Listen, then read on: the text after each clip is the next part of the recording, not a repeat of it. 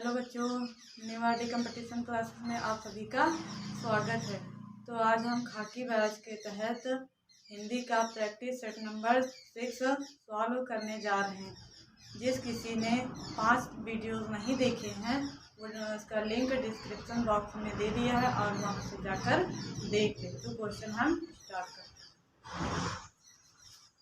पहला क्वेश्चन है खुशबू के शिलालेख। खुशबू के शिलालेख कविता के लेखक कौन है? खुशबू के शिलालेख कविता के लेखक कौन है? ऑप्शन ए है भवानी प्रसाद मिश्र, ऑप्शन बी है भूषण, ऑप्शन सी है रसखान और ऑप्शन डी है मैथिली शरण गुप्त। तो खुशबू के शिलालेख कविता किसकी है? तो यह है भवानी प्रसाद मिश्र की। खुशबू के शिलालेख किसकी रचना है? भवानी प्रसाद मिश्र की है। बाकी के भी ऑप्शन क्लियर कर लेते हैं। बी ऑप्शन है भूषण। भूषण की रचना है शिवा बावनी। भूषण की रचना का नाम क्या है? शिवा बावनी। भूषण की रचना का नाम क्या है? शिवा बावनी। ऑप्शन सी है रसखान। रसखान की रचना जैसे कि प्रेम वाटिका ये है रसखान की। और रसखान सुजान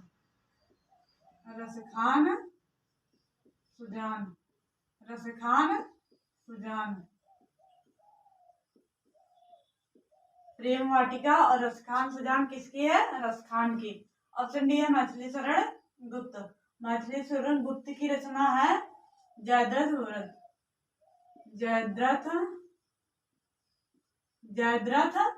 वध। ये बहुत रचना पूछी जाती है, बहुत बार पूछी गई है। जयद्रथ वध किसकी रचना? ये बहुत बार पूछी जाती है परीक्षा में। अगली है पंचवटी। ये भी मैथिली शरण गुप्त की है। और द्वापर ये किसकी है? मैथिली शरण गुप्त की है। तो एक बार रिवीजन कर लेते हैं। खुशबू के शिलालेख कविता के लेखक कौन है? खुशबू के शिलालेख कविता के लेखक कौन है? तो भवानी प्रसाद मिश्र है। ये प्रयोगवाद के कवि हैं। प्रयोगवाद के कवि हैं। ये कैसे कवि हैं? भवानी प्रसाद मिश्रा। तो ये प्रयोगवाद के कवि हैं। भूषण की रचना शिवा बावनी है। शिवा बावनी किसकी रचना है? तो भूषण की है। प्रेम वाटिका रसखान सुजान किसकी रचना है? रसखान की है। द्वापर पंचवटी जयद्रथ वध किसकी रचना है? मैथिली शरण गुप्त की। बच्चों दूसरा प्रश्न है उत्तरायण कृति के रचनाकार कौन है? उत्तरायण ये कविता है। उत्तरायण जो रचना है इसके रचनाकार कौन है? ऑप्शन ए है राम कुमार वर्मा, ऑप्शन बी है जगनिक, ऑप्शन सी है चंद्रबरदाई और ऑप्शन डी है कुतुब्बन। तो उत्तरायण किसकी रचना है? तो यह राम कुमार वर्मा की है। उत्तरायण किसकी रचना है? राम कुमार वर्मा की। बाकी के भी ऑप्शन क्लियर कर लेते हैं। जगनिक इनकी रचना परमान रासो। जगनिक की रचना कौन सी है? परमान रासो। यहाँ परमाल है, परमान रासो। और चंद्रबरदाई की रचना पृथ्वीराज रासो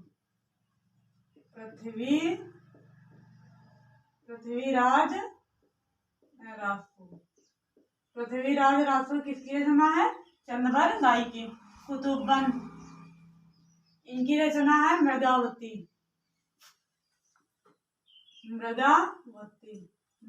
किसकी रचना है? तो कुतुब्बन की। फिर से रिवीजन कर लेते एक बार। उत्तरायण कृति के रचनाकार कौन है? तो राम कुमार वर्मा। कौन है? राम कुमार वर्मा है। और परमाल रासो ये किसकी रचना है? तो जगनिक की है। पृथ्वीराज पृथ्वीराज राजसो ये किसकी है? तो ये चंद्रवर दाई की है। मृगावती, मृगावती रचना किसकी है? तो यह कुतुब्बन की है। किसकी है? कुतुब्बन की। बच्चों question number 3, question number 3, question number 3 है उर्वशी। उर्वशी किस लेखक की रचना है? उर्वशी जो है यह किस लेखक की रचना है? तो ऑप्शन ए है रामधारी सिंह दिनकर, ऑप्शन बी है अयोध्या सिंह उपाध्याय, और ऑप्शन डी है भारतेंदु हरिश्चंद्र, और ऑप्शन डी है रामनरेश त्रिपाठी। रामनरेश त्रिपाठी। तो उर्वशी जो है यह किसकी है? किस लेखक की है? तो यह है रामधारी सिंह दिनकर की। किसकी है? रामधारी सिंह दिनकर की। बाकी के भी ऑप्शन क्लियर कर लेते हैं। अयोध्या सिंह उपाध्याय, अयोध्या सिंह उपाध्याय को दूसरे शब्दों में या इनका दूसरा जो नाम है वो हरिऔध ही नाम है। क्या नाम है? हरिऔध। हरिऔध। अयोध्या सिंह उपाध्याय को और किस नाम से जानते हैं? तो हरिऔध के नाम से जानते हैं। तो अयोध्या सिंह उपाध्याय की रचना वैदेही वनवास, वैदेही वनवास, वनवास, वैदेही वनवास, वैदेही वनवास किसकी रचना है? तो अयोध्या सिंह उपाध्याय की। और प्रिय प्रवास, प्रिय प्रवास ये भी किसकी है? हरिऔध की है। भारतेंदु हरिश्चंद्र, भारतेंदु हरिश्चंद्र इनकी है प्रेम फुलवारी, प्रेम फुलवारी, प्रेम फुलवारी और प्रेम सरोवर, प्रेम सरोवर, प्रेम सरोवर, प्रेम फुलवारी और प्रेम सरोवर किसकी रचना है? भारतेंदु हरिश्चंद्र की। ऑप्शन डी है रामनरेश त्रिपाठी। इनकी रचना है पथिक। कौन सी है? पथिक। पथिक किसकी है? तो रामनरेश त्रिपाठी की। तो हम क्लियर कर लेते हैं, एक बार रिवीजन फिर से कर लेते हैं। उर्वशी किस लेखक की रचना है? तो यह है रामधारी सिंह दिनकर की। किसकी है? रामधारी सिंह दिनकर की है। और वैदेही वनवास प्रिय प्रवास, वैदेही वनवास और प्रिय प्रवास किसकी रचना है? तो अयोध्या सिंह उपाध्याय की या फिर हरिऔध। अयोध्या सिंह उपाध्याय का दूसरा नाम क्या है? तो हरिऔध नाम है। प्रेम फुलवारी, प्रेम सरोवर, प्रेम फुलवारी और प्रेम सरोवर ये किसकी रचनाएं हैं? तो भारतेंदु हरिश्चंद्र की। पथिक, पथिक किसकी रचना है? रामनरेश त्रिपाठी की। Question number 4, question number 4, question number 4 क्या है? देखिए छंद से क्वेश्चन आ गया है। छंद से राम कथा सुंदर कर तारी, संशय विहग उड़ावन हारी। दी गई पंक्तियों में कौन सा छंद है? कौन सी पंक्ति है? राम कथा सुंदर कर तारी, संशय विहग उड़ावन हारी पूछा है। इसमें कौन सा छंद है? तो ऑप्शन ए है दोहा, ऑप्शन बी है चौपाई, ऑप्शन सी है सोरठा और ऑप्शन डी है रोला। तो राम कथा सुंदर कर तारी, संशय विहग उड़ावन हारी इसमें कौन सा छंद है? तो इसमें चौपाई है। कौन सा छंद है? चौपाई। चौपाई में कितनी मात्राएं होती हैं? तो 16 मात्राएं होती हैं। 16 कितनी मात्राएं होती हैं? 16 मात्राएं होती हैं। और ये सममात्रिक छंद भी है। दोहा, दोहा में कितनी मात्राएं होती है? तो 13 मात्राएं होती हैं। 13 और 11 मात्राएं होती हैं। 13 और 11 मात्राएं किसमें होती है? दोहा में होती हैं। सोरठा की बात करी जाए, सोरठा की, तो जो सोरठा होता है ये दोहे का उल्टा होता है। दोहे का उल्टा, दोहे का उल्टा कौन होता है? सोरठा होता है।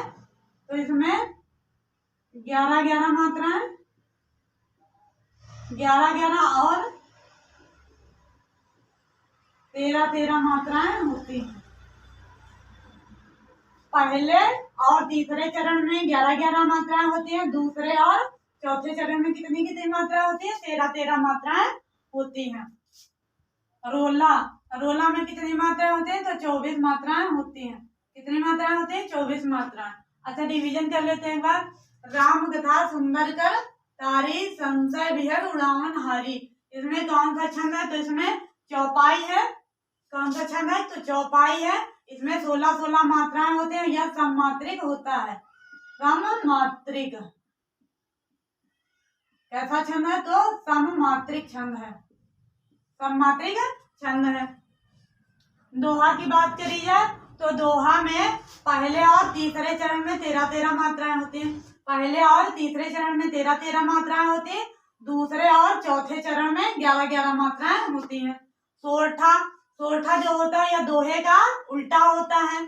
इसमें पहले और तीसरे चरण में 11 मात्राएं होती हैं। दूसरे और चौथे चरण में 13 मात्राएं होती हैं। और बात करी जाए रोला की, तो रोला में 24 मात्राएं होती हैं। रोला में 24 मात्राएं होती हैं। बच्चों, बात करी जाए छंद की।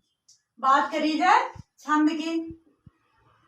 इसकी बात करी जाए छंद की, तो छंद जो होते हैं 3 प्रकार के होते हैं। कितने प्रकार के होते हैं? 3 प्रकार। छंद जो है 3 प्रकार के होते हैं। कौन कौन से 3 प्रकार के हैं? नंबर 1 यहाँ पर है मात्रिक छंद। मात्रिक छंद। फिर दूसरा है वणिक छंद। वणिक छंद। तीसरा है मुक्तक छंद। कौन सा छंद है? मुक्तक छंद।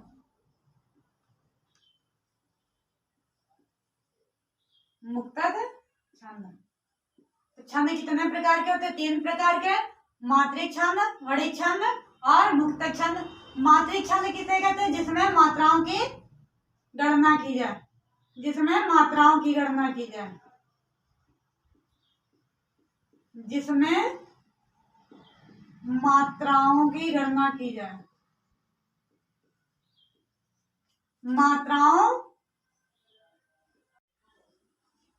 मात्रिक छंद जिसमें मात्राओं की गणना की जाती। जिसमें मात्राओं की गणना की जाती है उसे क्या बोलते हैं? मात्रिक छंद। तो मात्रिक छंद 3 प्रकार के होते हैं। मात्रिक छंद कितने प्रकार के होते हैं? 3 प्रकार के होते हैं। पहला होता है सममात्रिक।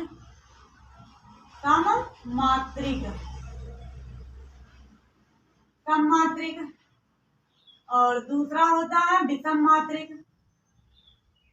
विषम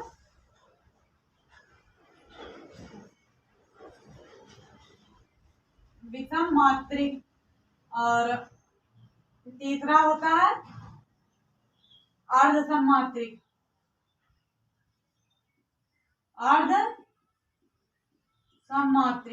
सममात्रिक। तो जो मात्रिक छंद होते हैं कितने प्रकार के होते हैं? सममात्रिक छंद। नंबर 1 सममात्रिक, नंबर 2 विषम मात्रिक और नंबर 3 अर्ध सममात्रिक। तो सममात्रिक में कौन कौन से आ जाते हैं? जैसे कि चौपाई है। चौपाई कैसा है? सममात्रिक। फिर रोला कैसा? सममात्रिक छंद है। फिर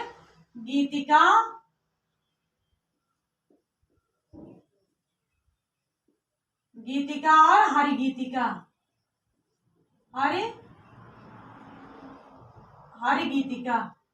गीतिका और हरिगीतिका ये सममात्रिक छंद होते हैं। विषम मात्रिक की बात करी जाए तो कुंडलिया और छप्पा। ये कैसे हैं? विषम मात्रिक छंद है। और अर्ध सममात्रिक की बात करी जाए तो अर्धसम मात्रिक, अर्धसम मात्रिक देखिए इधर बता रहे हैं, अर्धसम मात्रिक तो यहाँ कौन से होते हैं, दो होते हैं, दोहा, दोहा और सोरठा, दोहा और सोरठा, दोहा और सोरठा ये कैसे हैं, अर्धसम मात्रिक छंद है। ठीक, अब देखिए बात करी जाए वर्णिक छंद की। वर्णिक छंद इसकी परिभाषा क्या होती है, जिसमें वर्णों की गणना की जाए। किसकी गणना, वर्णों की, जिसमें वर्णों की गणना हो उसे क्या बोलते हैं, वर्णिक छंद, वर्णों की गणना। बच्चों question number 5, question number 5, question number 5 है, खड़ी बोली किस हिंदी भाषा से निकली है। जो खड़ी बोली है किस हिंदी भाषा से निकली है, खड़ी बोली किस हिंदी भाषा से निकली है। ऑप्शन ए है पूर्वी हिंदी, ऑप्शन बी है पश्चिमी हिंदी, ऑप्शन सी है राजस्थानी हिंदी और ऑप्शन डी है बिहारी हिंदी। तो खड़ी बोली किस हिंदी से निकली है, तो यह पश्चिमी हिंदी से निकली है। किस हिंदी से निकली है, पश्चिमी हिंदी से निकली है, पश्चिमी हिंदी से। पश्चिमी हिंदी से और भी भाषाएं निकली जैसे कि कन्नौजी, कन्नौजी, कन्नौजी है, बांगरू है, बांगरू और ब्रज भाषा, ब्रज, ब्रज भाषा, कन्नौजी, बांगरू, ब्रज भाषा। ये कहाँ से निकली है, पश्चिमी हिंदी से। कहाँ से निकली है, पश्चिमी हिंदी से। बाकी के भी ऑप्शन क्लियर कर लेते हैं। तो पूर्वी हिंदी, पूर्वी हिंदी, पूर्वी हिंदी से कौन कौन सी भाषाएं निकली हैं, तो अवधी, कौन सी भाषा है, अवधी है, फिर बघेली, बघेली और छत्तीसगढ़ी, छत्तीसगढ़ी। छत्तीसगढ़ी भाषा कहाँ बोली जाती है, तो छत्तीसगढ़ में। बघेली कहाँ बोली जाती है, रीवा मध्य प्रदेश में और अवधी अपने उत्तर प्रदेश में बोली जाती है। बात करें राजस्थानी हिंदी, राजस्थानी हिंदी में कौन कौन सी भाषाएं बोली जाती हैं, तो इसमें बोली जाती हैं मेवाती, मेवाती, मेवाती है, मारवाड़ी, मारवाड़ी, हाड़ौती,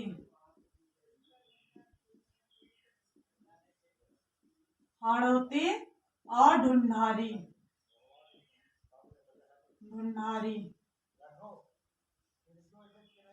मेवाती, मारवाड़ी, हाड़ौती और ढूंढारी ये कहाँ बोली जाती है, राजस्थान में।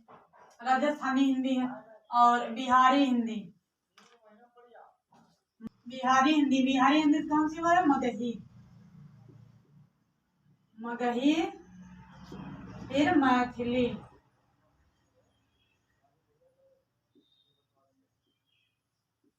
मैथिली और भोजपुरी, भोजपुरी, भोजपुरी। मगही, मैथिली, भोजपुरी ये कहाँ की है, तो ये बिहारी हिंदी के।